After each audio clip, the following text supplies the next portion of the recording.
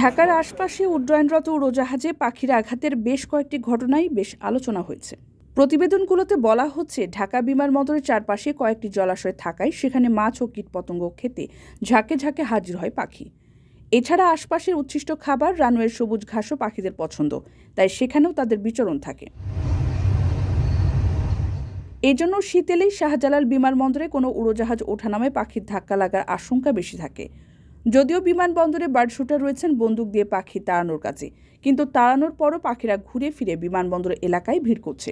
বিমান চলাচল সংশ্লিষ্ট ব্যক্তিরা জানান, রানওয়ে থেকে উড্ডয়নের পর উড়োজাহাজের ইঞ্জিনে পাখি ঢুকলে বেশি ক্ষতি ও দুর্ঘটনার ঝুঁকি থাকে। ইঞ্জিনের ফ্যান, ব্লেড ও স্পিনার ক্ষতিগ্রস্ত হয়ে ইঞ্জিন সম্পূর্ণ বন্ধ হয়ে যেতে পারে।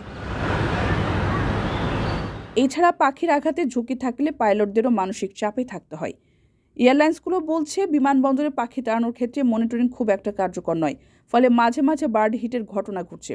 গত 4 বছরে বিভিন্ন বিমানবন্দরে পাখির আঘাতে ক্ষতিগ্রস্ত হয় বিমান বাংলাদেশ সহ দেশি বিদেশি সংস্থার অন্তত 7টি উড়োজাহাজ।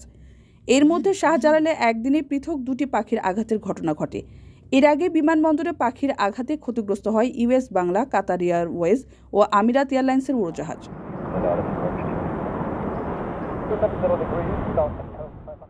কারো কাছে স্বপ্ন পূরণ, কারো আনন্দের উপলক্ষ, আবার কারো জীবন পাল্টে দেওয়ার মুহূর্ত, কখনো জীবন বাঁচাতে সর্বোচ্চ গতিতে উড়ে চলা, কারো আবেগের শেষ মুহূর্ত, আপনজনের শেষ বিদায়ে শামিল হওয়া।